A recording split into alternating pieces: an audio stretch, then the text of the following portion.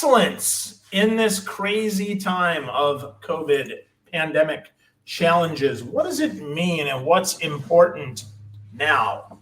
Well, everything that used to be, and maybe more so even now. So today I get to talk to the insightful Tom Peters. If you don't know Tom, well, you're probably living in a closet, but even if you're not sure, he's a co-author of In Search of Excellence, a book that changed the way the world does business, and it's often said it's the best business book ever. It's one of the first books I read a long time ago. Tom's written 17 books, and 35 years later, he's still at the forefront of this management guru industry that he invented.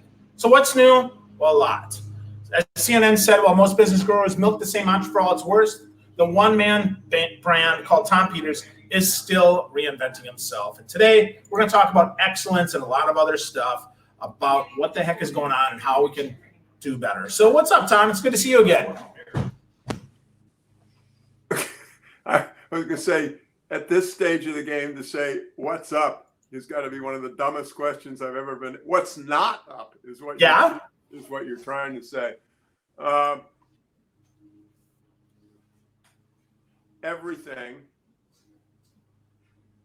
and I know we'll get back to it, but I'm incredibly old. I was in the Pentagon in Washington for the King riots after Dr. King was assassinated, which is to say went through that civil rights movement. And what's gone on in the last 3 or 4 weeks has staggered me. But mainly, Phil, and I don't know how you feel about this, we should chat about it among us. What mainly I'm staggered by is what a total, complete, brainless idiot I am.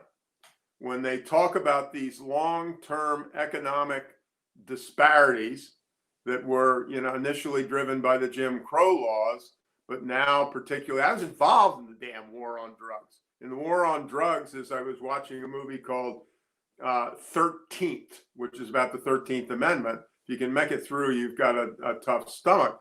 But basically, the war on drugs was a war to see how many African Americans we could incarcerate. I'm a history student, and I just didn't know what I didn't know, which means I'm an elitist pig of the sort that I think I am trying not to be.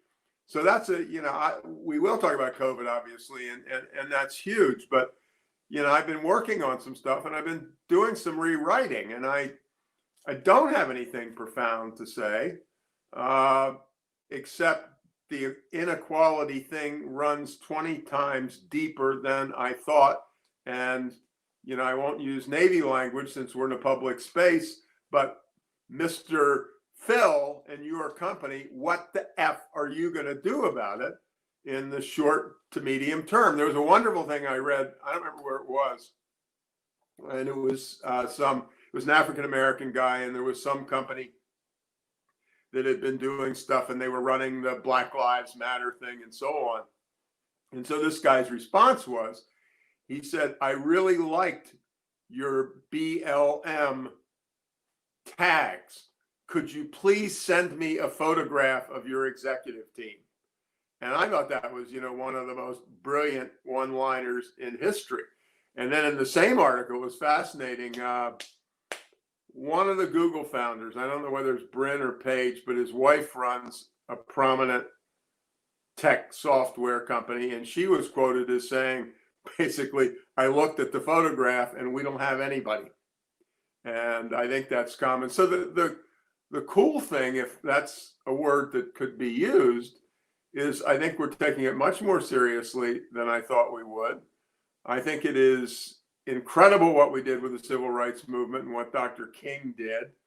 But this is a second act, and the second act is at least as important as the first act. And my bottom line on this and COVID, I've done a few of these interviews, and you and I have talked before, is Mr. or Ms.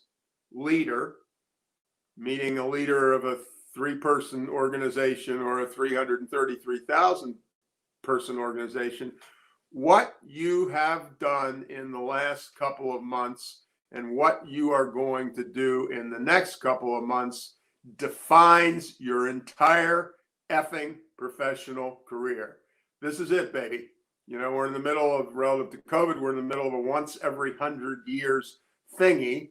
And, you know, absent some really miracle drug, not many people are going to be around 100 years from now who are around now. So what's the deal? There's this, my favorite article that I've read in approximately the last speaking 100 years is David Brooks, the New York Times columnist, had a column, and it was talking about resume virtues versus eulogy virtues. And he said the resume virtues are, you know, you went to Yale and you got a 4.7 grade point average, and then you went to work for X and you were promoted 6 times in the first 5 years, and you know now you're worth enough money to sink a ship. Those are the resume virtues. The eulogy virtues are obviously, what do they say at the funeral? You know, was Phil a good guy? Was Tom a good guy? Did Phil and Tom bend over backwards when it was shockingly painful to be, thinking of today, helpful to their 11 employees when the restaurant closed down? And I just think it's a wonderful shorthand. Resume virtues versus eulogy virtues. And this is the eulogy virtue moment. Yeah, I agree, Tom. I think it's really interesting how much flux there is going on, right? To your point at the beginning there, everything is up, and yet so much. I mean, I've learned a lot too. I went to, you know, I was in the academic bowl for history. I probably have taken as much or more history than anybody I know that doesn't have a degree in history. 10 or 11 years. I'm learning to this morning. I see this Marquise DB that posts on Instagram today on a black_ story about the list from Slavery to Floyd, part 1 and 2 of things. I mean, I would say I probably knew half of them. Yeah. But to not know half of them and to have studied extensively on history is embarrassing. To your point, right? I know that you've studied even more than I have. No, I haven't studied more, but I'm exactly the analogy to you. I don't have a professional historian's thing. Yeah. I mean, history was the beginning and the end for my mother. And there were these orange covered books called the landmark books, and they were books on Madison or Jefferson or what have you. I swear to God, she had me reading them by the age of 6. And so, you know, history has been my real passion. And as I said, and then as you said, it's just been really embarrassing. Yeah. Yeah, it's interesting. And this, where we are right now is completely monumental and completely historic, and it's different than anything we could have dreamed of. I mean, I think about a year ago, these conversations were not happening. Not just about, you know, how am I going to live my life, but really, am I going to believe what's going on? I mean, right in front of my eyes, am I going to believe this, or am I going to say, no, that's not really what's happening? I mean, it is so clear to me now, Tom, that everything that's happened has really been there to wake up our eyeballs and wake up our brains and wake up our hearts and say, you know what? We thought that 54, 55, there was integration. No, right? We thought baseball had integration, right? 100 years of Negro baseball, I read, right? The 100 years of the Negro Baseball League. I want to say it's today or this week, right? Jackie Robinson integrating with the Dodgers, with Branch Rickey. And yet, there's still so much going on that I don't know. Still so much has happened. So, Tom, I know you talk about so much about the importance of training, but how do we train when this isn't even in our history books? Yeah, I was just going to say, to finish off your Jackie Robinson remark, and this is telling to me about myself. You know, I lived in San Francisco for years. I was infuriated by the Kaepernick thing a couple of years ago. But I was just, that's really shitty. That really pisses me off. It didn't really sink in. And you know, I am absolutely shocked that Roger Badall, as I call him, the NFL commissioner, making $40 million a year, and having teams that are, I don't know what the percentage of African-American teams are on the total NFL rosters. But it's not as much as basketball, but it's pretty damn high. And as you said, it's a different carry. Well, there's part of the training answer, it's a big one.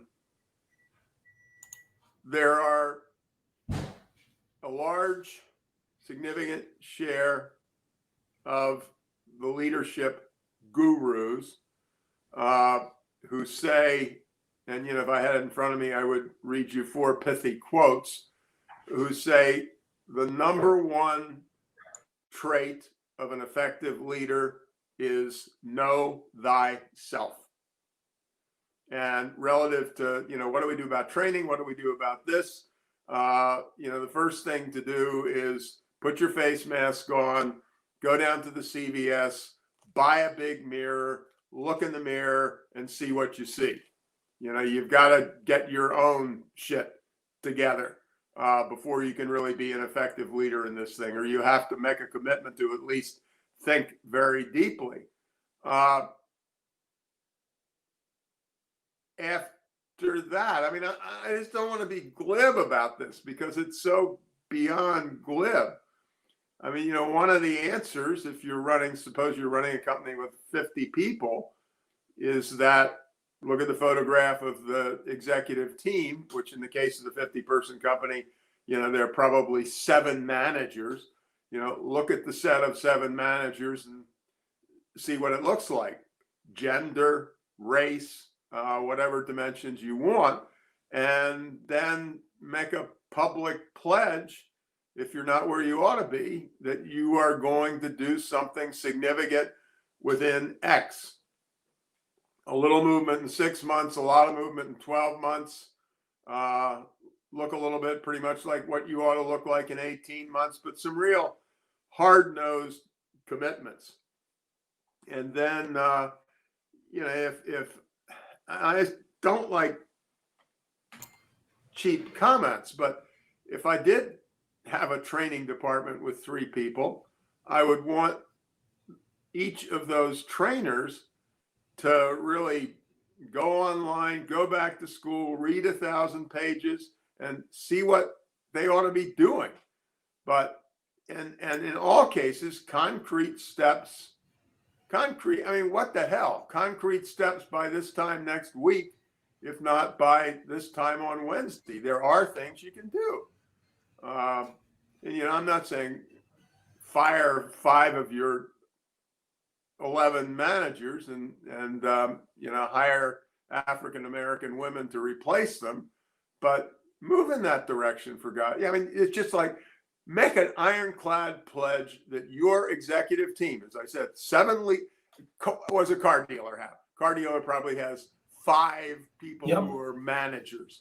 That 5-person team is going to look like the human community, and will be the case within, as I said, I don't want to fire anybody, but within 18 months, you're not going to recognize this. Expand the damned executive team.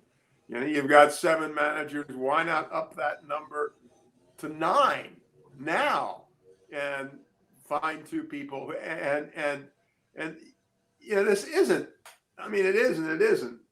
Affirmative action kind of got a bad name at times. This isn't affirmative action. Are we allowed to use bad words occasionally? You can talk, Tom. This isn't affirmative action. This is don't be an asshole any longer.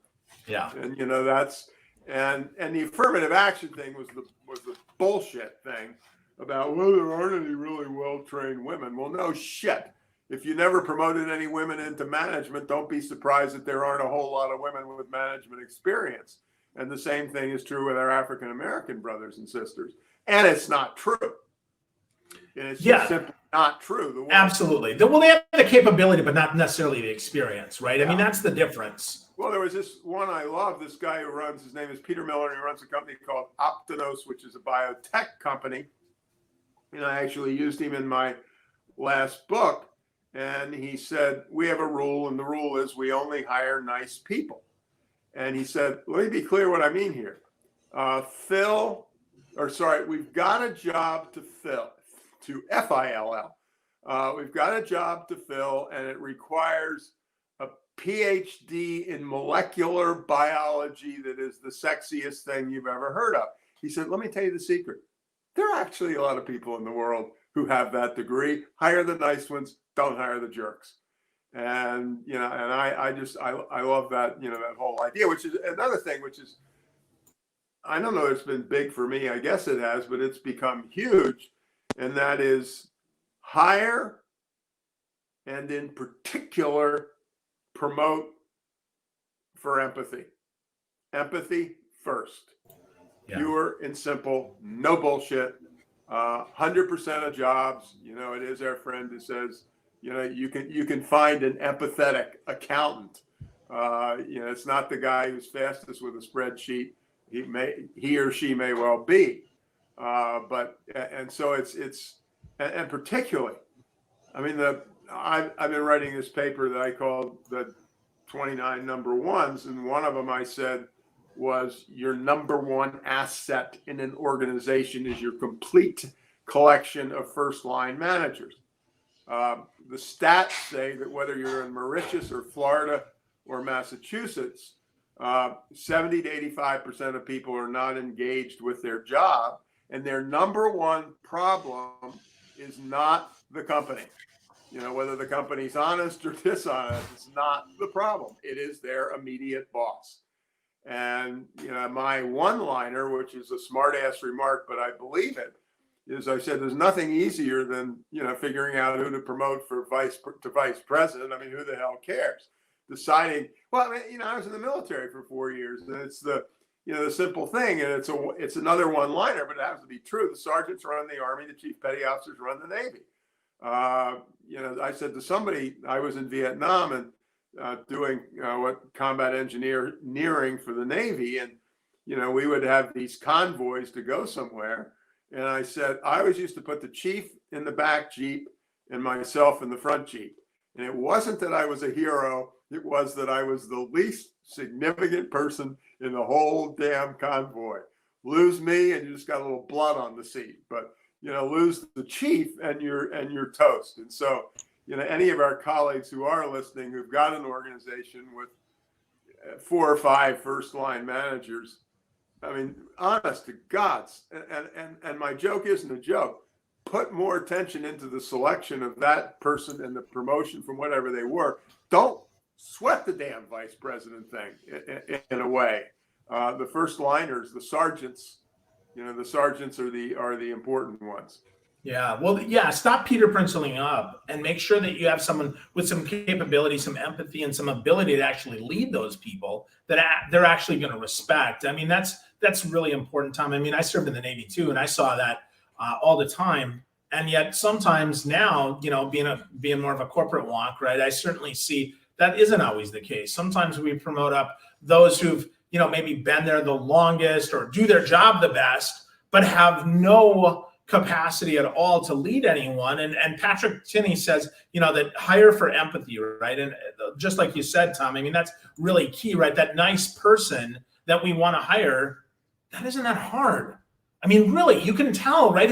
How do they treat the receptionist? How do they treat how do they treat those people? That was always my guide when I was hiring people. That my first question I always asked when I came out of the interview, I always asked the first person they popped into, how'd it go? How were they to you? Were they respectful? Did they make you go fetch some coffee? Or were they actually like, hey, thank you so much for being here, right? Because that's what I want.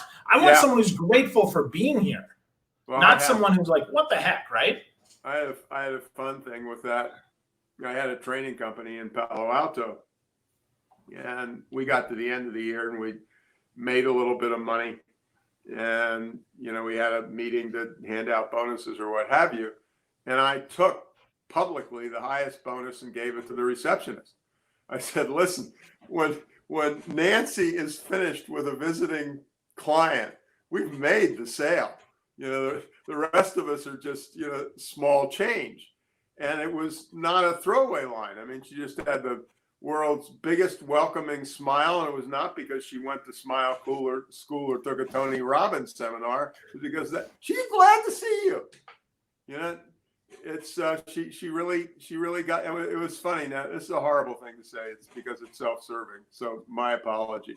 I went to a new dentist, and we went through our before COVID, obviously, and we went through all our stuff, and he did his assessment. And I carried it home and I hadn't looked at it, and I handed it to my wife and she said, "This is cool." And the bottom line was he was really affable. And I thought, I mean, not entirely because I needed 6 teeth fixed at $2,000 a tooth, but it's there's another one, Phil, which is great. There was a home care organization, part of the University of Pennsylvania, and they had turnover each year of 60 to 75%. And in a 2-year period, they reduced it to, this is the truth, no Bible here, but look at this as a metaphorical Bible, from 60 to 75% to 1.7%. And boy, this was hard science. They talked to all the customers, they talked to everybody, they said, "What do you want in an employee?" and so on. And they came up with the soft skills. And the person who was leading it said, "I just had to get over my what's your university degree and focus on, what kind of a person are you?" And they had one of the things they did was to have socials, and, you'd come in and have tea and so on. And the observation was, is Phil's listen to talk ratio 5 to 1 or 1 to 5? And, like the guy in the pharmaceutical company, you're the CEO of the pharmaceutical company, you're the smartest guy in the world, and so on. You interview me, I'm the smartest guy in the world, and you would dearly love to hire me. But after my interview with you relative to this nice thing, I've got to interview with 10 other people. And per your point, the receptionist, the junior person in the accounting department, and every one of those persons, this is his term, not mine, has blackball power. Can say, yeah, Tom's IQ is clearly a minimum of 672, but he's a jerk. So, and there it goes. But, and the other thing I'm being insistent on, and you're supporting this, EQ, 100.000% of jobs. Yeah. Well, it almost has to be, right? I mean, you can find 1 million people that can do the job, but not 1 million people who fit with what you need, diversify and challenge opinions in a respectful way, and aren't buttholes to work with, right? I mean, that's the magic there. That's what we need. I need someone that when times are tough like they are now, that I'm willing to say, "Oh, look, that's Tom on the phone. Let me answer this," instead of, "Oh crap, that's Tom. I don't have time for that crap," right? I mean, that's the big thing here, and we miss that so often. We forget that. I mean, if my phone rings again, right? If it's somebody that I don't know, I'm like, I'm not sure. But if it's someone I know, that I'm like, I don't really want to talk to that person. That's the worst, because then it's angst. Then I'm like, I don't know what I'm going to do here, right? And that just triples the stress. That's horrendous. I hate that. The other thing I would say about what you say, which doing what we're doing, is also a segue. If you are that kind of a person, and there's been 1 million words written about it, and there will be 1 million books within a year. If you're that kind of person, you can deal with work from home. Yeah. With your team. That's right. And I've said to people, I am not going to give you a list of 6 things to do, because if you're a person who doesn't really get, if I'm not more worried about your family than I am about my agenda, then it ain't gonna, I'm going to use the word work. I forget the rest of it. It ain't going to work. And you and I are, you smile a lot, I smile a lot. We're having a lovely conversation. I'm on my iPad. You're in front of some others. This isn't hard, Phil. No, this isn't hard. And that's, and the other thing is, relative to the COVID thing, you just have to tell everybody on your team, take care of yourself, take care of your family, take care of your extended family, take care of your community. Those are the first 4. And this bullshit about, full implementation of the new ERP system is a distant 5th, even though it is important. Well, of course, the part of that I like to tell people is, guess what? If you allow people to behave that way, the professional part of what they do is going to be infinitely higher quality. It's and I mean this in the best, not worst sense of the word. It's a sucker play. If you Yeah. treat me, there's a wonderful one-liner. I wish I could remember who it was. If you care about what they care about, they'll care about what you care about. Yeah. And, that's, I would love it if people buy all 18 of my books. It'd be good for the royalty flow. But all you need is that sentence, and you get that one under your skin, and you can get rid of all this Dan Pink, Tom Peters bullshit, and get down to the real thing. Yeah. Well, Tom, one of the things that I'm curious about, though, is because that seems to me like just common sense, man. I mean, that doesn't seem that hard. I mean, I would expect that if you're taking care of your family, that if you're taking care of your community, and if you're taking care of yourself, the job is going to follow, because I'm not going to have stress. I mean, I'm going to want to come in and kick butt at work. I mean, that's just common sense, right? I mean, I get that all the time there, but it's so strange that so many are like, no, hold on, let me micromanage the crap out of you. And here's the 17 behaviors I want. No, hold on. The only behavior that we had to remind people of, I think, in this time was turn on your camera and have some grace, right? That's really it, right? Because I want to see your face, and I just want you to be patient because, hey, you know what? Tech might not go exactly right. So I'm looking at my camera or my phone, my watch, and I'm like, okay, well, we're 3 minutes late. And not like big deal, but just to understand, oh, we only have 57 minutes instead of we have the full 60. I mean, that's really it, right? I mean, have some grace, turn on your camera. I don't know what else you need. Yeah, I would particularly applaud your word choice.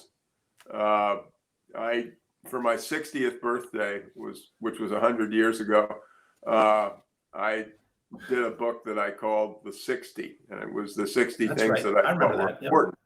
And, something's got to be the last word. And my last word was grace. Yeah. And, going through the world with human decency and care. And, that was the other one. The other one I like, it was either William or Henry James, one of the James novelists. There are three important things in being a human. The first is to be kind. The second is to be kind. Yeah. And the third is to be kind. And then there's another twist on it, which I love because it's a little more technical, if you will. And, I'm an engineer. We didn't really study the Greek philosophers, but this one is Philo, Philo, don't even know my pronunciation, of Alexandria. And it said, I love this. Be kind, for everyone is fighting a great battle. And I love to talk to people about that. You don't even know more than 3% of what's going on with your spouse of 25 years. And little do you know that employee who is distracted just had her mother diagnosed with early onset Alzheimer's. And guess what? No, she's not running around with a shit-eating grin on her face. And, she's short-tempered with people occasionally. But, you would be true. I mean, I also said that, anybody in the business government world who uses a standardized evaluation form should be fired, not tomorrow morning, but this afternoon. And I believe it because we're all different, and my explanation is, I happen to be living in Greater Boston now, and we have this football team. I don't remember what their name is, but everybody pays a lot of attention to them. If you are Coach Belichick and you have 53 players on your team, you don't use a standard evaluation. Every single one of them is in a totally different place. Somebody is Brady's age or something like that, and somebody else is a 23-year-old. And, and it's so insane. If you're an orchestra conductor, if you're a swimming coach. He wouldn't occur to you to evaluate all your swimmers in the same way. And yet we continue to use, here's the standardized evaluation form, make sure you get through all 7 items on the evaluation form. And it's crap. I mean, the other thing I want to do is fire any living human being I ever run across who uses the term human resource.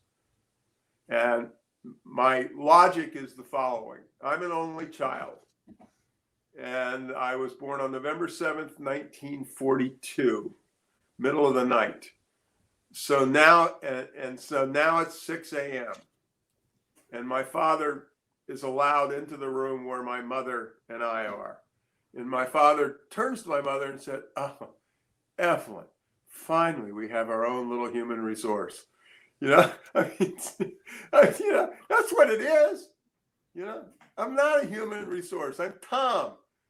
Social security number. We can't give those things away in public. It begins with a 2 and ends with a 2. I'll tell you that much. You know, you want to steal it? You try doing it with only those 2 numbers. Probably can these days, but that's neither here nor there. But it's a horrible term. It's a horrible term. Yeah, I totally agree. Is it? So is capital better or worse than human capital? Just as bad. Okay. So what do we call it then, Tom? Just human? What do we call it then? I wish I had my little piece of paper in front of me I was writing about, and I said, it's the department of seriously cool people attempting to help other seriously cool people get even more cool. It's 25 letters. It was wonderful. I did it on Twitter, and Twitter being Twitter, some woman came back with this big sign that she had made. Of course. Department door that said, department's door that says something like DWFCC MKKK. People department seems klutzy. W.L. Gore, the Gore-Tex people, I studied him 1,000 years ago, and gosh, I can still remember the name. It was my second book, 1985, A Passion for Excellence, and there was a frontline employee. Her name was Sarah Clifton. She hands me her card, frontline employee, Sarah Clifton, Supreme Commander. And the Gore thing was, you can call yourself whatever you want, you know. But and you know, so I don't know what we're going to call the department. People. Yeah, somebody says people services. That's kind of interesting. That's not bad. Okay. Your video went weird, Tom. Oh, there we go. We're back. Let's get to the heart of the matter. It's people growth. People growth. Okay. I dig that. I can get behind that. HR is people growth. Okay, yeah, cool. People growth. You and I are in HR departments and adjoining divisions. That's what we're there for. Absolutely. Yeah, no, that makes sense if we have an organization of nice people that aren't killing each other, right? I mean, that's the thing. Then we don't have to play defense anymore. Then we don't have to have those crazy rules that only protect the company and not the employee at all. Absolutely. Right. So yeah. Okay. No, I get that. Okay. So people growth if we have the right people. Well, you know, it's the other term I used, which is klutzy too, is if you're a leader, you are in the human potential maximization business. Yeah. Yep. And I said it's the highest calling. And you know, suppose you're a manager, you got 10 or 12 people working on your team, and you change jobs and you've got another 10 or 12. I said, listen, if you view yourself as maximizing human potential, I will give you a money back guarantee that you will save far more lives than the world's best cardiac surgeon. Because in the course of a 20-year career, you will be influencing the lives potentially dramatically for 1,000 people. And Absolutely. No matter how quick our cardiac surgeon is, you ain't going to get all the way to get to 1,000. There was something I read again. I think it came from Twitter, and somebody was saying, there are 2 great people really in the world, and so on. And one of them was Elon Musk. And so I tweeted back and I said, listen, I have respect for Elon Musk. I respect him almost as much as that gifted 4th grade elementary school teacher who year in and year out dramatically changes the lives of 26 different kids each year. I said, Musk's okay, but when we hand out the gold stars, she gets the gold star, or he gets the gold star. Absolutely. See, there we go, being sexist again. In elementary schools, most of the teachers, you do it. I mean, it's a horrible thing. I said, well, I think when we do that with our experience, though, right, that's the challenge, Tom. To your point at the beginning, our experience shapes our vocabulary. That is the challenge, right? That's why we don't understand privilege. That's why we don't understand equality, because everybody's the same as me. And I'm guilty as charged, right? I've been that guy for sure. I've been that guy who said, you know what? Yep, no, everybody, and I mean this, I don't think I'm special. Then I think about it a little more and I realize not only am I special, you are too, and everybody's different, which is why it's so important that we work for equity instead of equality. Yeah. Because what you need is not what I need. Well, yeah, I mean, just to support that point, I said to somebody, listen, I had the world's easiest life. I was born American, white, male, and in my era, 1942, Protestant. You put those four variables together and the rest is details. The single thing, and I really believe it, I've said to many people, I despise mass murderers and I despise domestic or child abusers. And number 3 on my list is successful people who think they deserve their success. 8,300, the way I like to say is, listen, I'm driving down the road today. I got the window down. A fly flies into my eyes. I jerk the wheel to the right, and we have a lot of bicyclists on our road, and I kill a 14-year-old or maim a 14-year-old kid on a bike. And my life will never be the same. It's just, I wrote a book called In Search of Excellence. And then right on publication day, I could see it. God reached his hand down and he made the timing perfect. On the week that the book was released, President Ronald Reagan announced 10% unemployment for the first time since the Great Depression. And suddenly business books were cool. As I said to somebody, all the business books went from the back of the bookstore to the front of the bookstore. And I'm not being modest. We wrote a pretty decent book. But the last 98% was perfect damned timing. All the management books before us in the last couple of years, because Americans came out of World War II, we were top of the heap and we did everything right. And then suddenly in the 1970s, the Japanese started making cars and they had this bizarre habit of actually working. And we were getting the crap kicked out of us. And so you got this spate of books, The Art of Japanese Management, How to Manage Like a Japanese Manager. And Bob Wooderman and I said, yeah, our management sucks, but there are a handful of people who can do it right. And, we've taken some snapshots of the ones who do it right. And it's Hewlett-Packard, a much more wonderful Hewlett-Packard than today. And we learned about this thing that they called MBWA, managing by wandering around. And that's exactly all we've done all day. You and I is talk about MBWA. To me, it's a metaphor, not it's giving a shit about what goes on where the work is actually done. The other term I like to use for it is the world's successful people are suck downs, not suck ups. A suck up is a bureaucrat. A suck down is somebody who has fabulous relationships, 2 levels, 3 levels, quote unquote, down in the organization from people in every department, the finance people, the purchasing people, the product development people. You have got the widest range of buddies down there. And, and so there's a $17 million sale at stake and there's a vice president who's handling it. Guess who makes the yes-no decision? A 27-year-old engineering graduate woman from Cornell University who is 3 levels down in the organization. She's the one who reads the specs. And then she hands a piece of paper to her boss, and her boss hands a piece of paper to the vice president. And the piece of paper has on it one of 2 words, yes, no. And so you spent all your time sucking up to this dude. And the reality is the one who made the difference was our friend 3 levels down. Yeah. Plus, those people are a lot more fun. There you go. Yeah, and they're nicer too, right? Much And they're nicer. nicer. Yeah, absolutely, absolutely. Well, one of your things in your go ahead, Tom. One thing before. Yeah. Cool. One thing, and this is pathetic.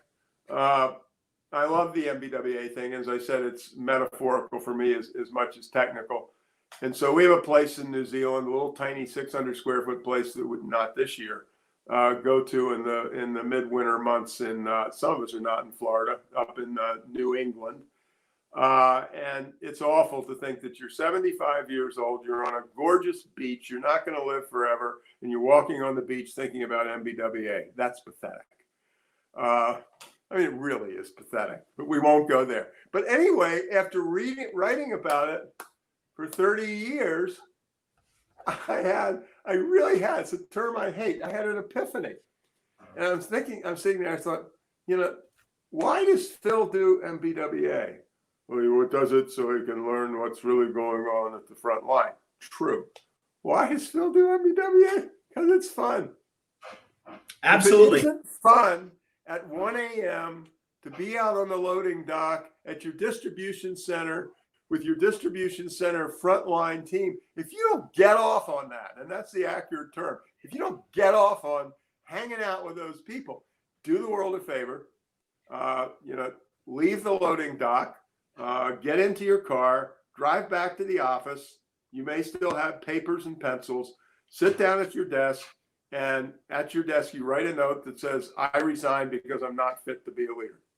And then you leave and walk out and never come back again. Yeah, well, if it's not fun, I love seeing what's going on with Phil. And along the way, because of the way I'm behaving, Phil will say, that thing you guys changed a couple of weeks ago. And he'll look at me. I'm the boss, 3 levels up. And Phil will look me in the eye, and he will say, he's a tough kid working on the distribution set, on the loading. He'll look me in the eye, and I'm his boss, 3 levels up. And he'll say, Tom, that is the dumbest effing thing I've ever seen in my life. And I'll grin like a son of a bitch and laugh hysterically. And I'll say, okay, what the hell do you want me to do? And that's the way the real world works. Yeah, absolutely. Absolutely. We have to be ruthless in our pursuit of feedback and ruthless in our pursuit of fun, because that's what makes things great. But with that, Tom, one of the things you said in your 29 number ones, which is awesome, by the way, is really simple. You say slow down. Keep 50% of your time unscheduled. I know Warren Buffett is big on this too. He's like, if you look at his calendar, he's got a paper calendar and nothing is on it except for shareholder meetings. And it's so fascinating to me. So Tom, talk to me about that, because that's really important. Well, I believe in credit where credit is due. The 50% one comes from a book called Leadership the Hard Way. It was written by a guy named Dov Froman. He was a senior Intel guy. He is one of the godfathers of Israel's high-tech industries. And he's the one who said 50% of your time should be unscheduled, because what's leadership is about, among other things, is thinking. And when you go from meeting to meeting to meeting to meeting, and you're always 10 minutes late to the next meeting, you're not thinking, you're not using your brain, you're not reflecting. There's another, there's a guy by the name of Frank Partnoy, Partnoy, and I stole all this from him in a way. That's where I think I got the Froman quote. And his book has a one-word title, WAIT, W-A-I-T. And he said the essence of being a human being, what differentiated us from the apes, is taking the time to reflect on what you're doing. There are a lot of people who are, I hope there are a lot of people who are watching us and listening to us, and there's no way in hell that they are going to hit the 50% mark. But for God's sakes, make it to 20. Frenzy, and I just want to add an asterisk, and this is really important. You're a boss. There is never, other than a sick child, spouse, or parent, there is never any excuse for a boss being 1 picosecond late to a meeting that she or he is in charge of. And so you say, well, I'm in my meeting with my boss. And I say, I don't give a damn. You say to your boss, listen, my team is gathered together. I told them we were going to get started at 10. And, my sincere apologies if you think I'm being rude, but I got to be there for my team. And so, but then the bigger point in the slow, everything important takes time. 3-worder, best relationships wins. Who has the deepest and the widest set of relationships? Relationships take time. No, they don't take time. They take a hell of a lot of time. No, they don't take a hell of a lot of time. They take an unbelievably hell of a lot of time. Great design takes time. I've been writing about excellence for X number of years. Excellence takes time. Relationships take time. Great design takes time. Developing a team takes time. Slow the F or heck down and be thoughtful. And of course, again, like everything you and I have talked to, it's the virtuous circle. If we slow down and we create great products with motivated people, then we make more money and we grow faster. This is not the penalty clause. This is the bonus clause. Yeah. Be nice, take your time, and recognize that it all takes time. That's really awesome, Tom. Lots of great stuff here. I love you reminding us that the best relationship wins. I think that's important. And one thing that I want to kind of close with here is a power word that you talk about that's so important, and that's acknowledgement. And I just want to say thank you from my heart for the last, almost 40 years, Tom. I've been following your work, and I'm grateful that we've got this spend time together. But I would be remiss if I didn't acknowledge you and the impact you've had on me. And I mean that. I want to say thank you. Your book was one of the first books I read. I was very young when that book happened to be in my uncle's closet that I pulled out, and it kind of hit me on the head. And I didn't understand much of In Search of Excellence. But over time, I've gotten to know that really that is what we have. And I just want to say thank you. Thank you. I'm smiling at one thing you said. Peter Drucker was a tough old nut. And he wasn't particularly happy when In Search of Excellence was selling 1 million copies. And this was in a paper somewhere. And he said, well, it's not really the managers are reading it. It's managers buying it for their children. And I said, praise the Lord. I have never had a higher compliment in my entire adult life. Anyway, I will close by returning the thing. And I think we've had a pretty useful conversation, but it takes two. And this has been wonderful. And I mean, it's the only part that isn't is it's really pathetic how much we're on the same page. I mean, we only needed one of the two of us. Either you should have stayed home or I should have stayed home, except both of us aren't home. Anyway, it was fabulous. And I am deeply in your debt for having given me this opportunity to chat to some people. And, as I said to somebody, when Tony Robbins speaks to 1,000 people, he expects to change 1,000 lives. If I speak to 1,000 people and 3 or 4 people come out really motivated, I think I've had the greatest day on earth. So, maybe a couple people take it seriously, and doesn't get any better than that. Absolutely. So if you've been living in a closet and you don't know Tom, you should check out tompeters.com for sure. His other website is excellencenow.com. Great stuff there. And then his number ones, he's got 29 number ones that are super, super easy to get through. No opt-in, no anything. You just go to that URL on the screen. It's linked off his homepage. Get to know him. Follow Tom on Twitter and get to know him. Tom, again, thank you, my friend. I'm so grateful for you. Thanks for spending time with me today, as always. Thank you. My pleasure. All right.